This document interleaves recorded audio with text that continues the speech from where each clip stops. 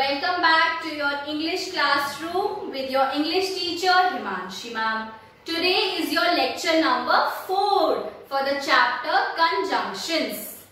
I hope that you are watching my video lectures regularly and liking all my videos that are being uploaded, going through my YouTube channel and revising previous video lectures as well, because you know your semester exams are approaching, right? And students, in today's comment box you are going to tell me how is your preparation going on. Have you started your preparation for semester exams for English?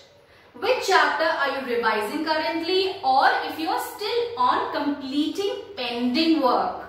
Okay, this I want to know in today's comment box with your name, class and section. Now let's quickly come back to our conjunction chapters. So I request, as usual, please like this video lecture immediately when you open it. Then after finishing it, share it with as many people as you know. Ask them also to subscribe to my channel. Okay, time to pay attention on your screens. In grammar for class 8, we are currently doing the topic of conjunctions, in which we are discussing different types of conjunctions. In the previous video lectures, we have discussed coordinating conjunctions, subordinating conjunctions. Today we will start with the third one, which is correlative conjunctions. So let's first understand the definition of correlative conjunctions. Conjunctions that are used in pairs are called correlative conjunctions. Correlative conjunctions connect two equal grammatical terms. If you remember our previous discussions, in coordinating conjunctions, both are independent clauses that are combined. Then, in subordinating conjunctions, one is a dependent clause, another is independent clause, and both of them are combined. But in correlative conjunctions, it is completely different. There are first of all two conjunctions which are paired and then used in a sentence.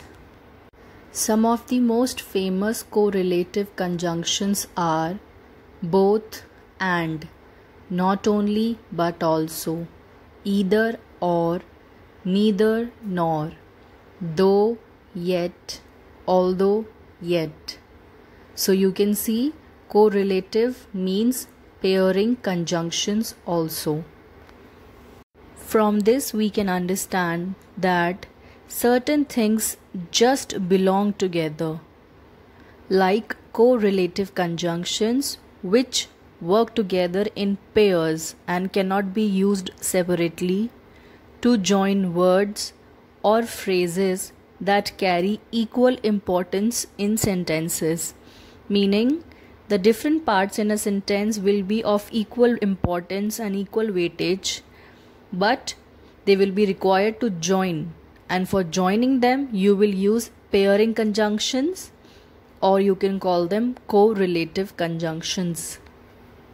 Now students, let's frame some sentences together.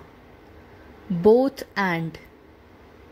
When two options are available and we have to combine them in a sentence.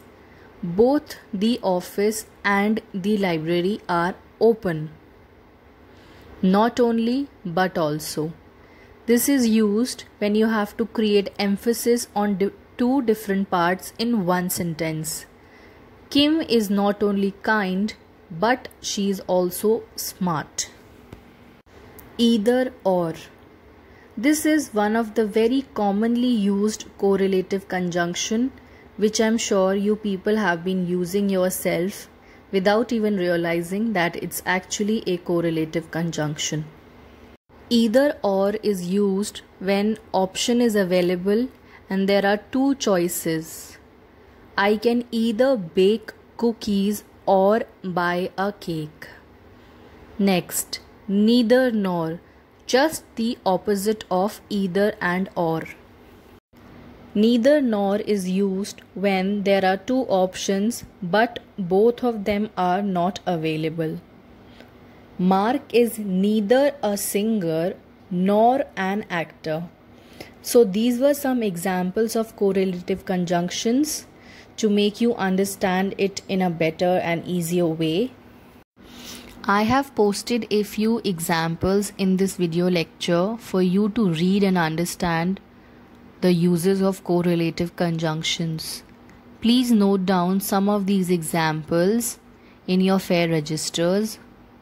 Okay everyone, let's again pay attention on the screen and understand the three types of conjunctions overall.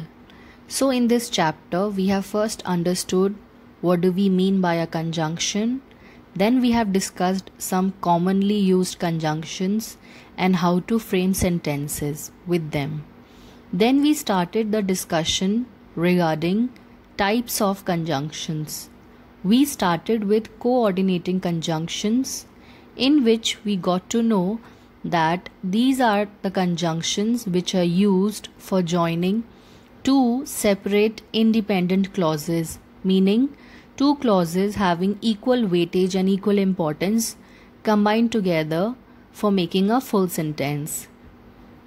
In the next lecture, we started with subordinating conjunctions, and we got to know that when there is one dependent clause, one independent clause, and we have to combine them, we will use subordinating conjunctions to make it into a full sentence. In today's lecture, we started with correlative conjunctions, which are also commonly known as pairing conjunctions. The most common correlative conjunctions also we discussed and then framed some sentences. To understand that these types of conjunctions are only used when two different grammatical terms of equal weightage have to be put together into one full sentence, we use pairing conjunctions. With this, we come to the end of this topic, conjunctions. Today is your home assignment number 4 based on correlative conjunctions. Kindly do the answers in your fair registers, and also do not forget to note down all the definitions and examples from the video lecture in your fair registers in good handwriting. Now I will see you all in the next lecture on my YouTube channel with a new topic. I hope you all enjoyed learning conjunctions with me. Take care everyone. Bye bye. See you soon.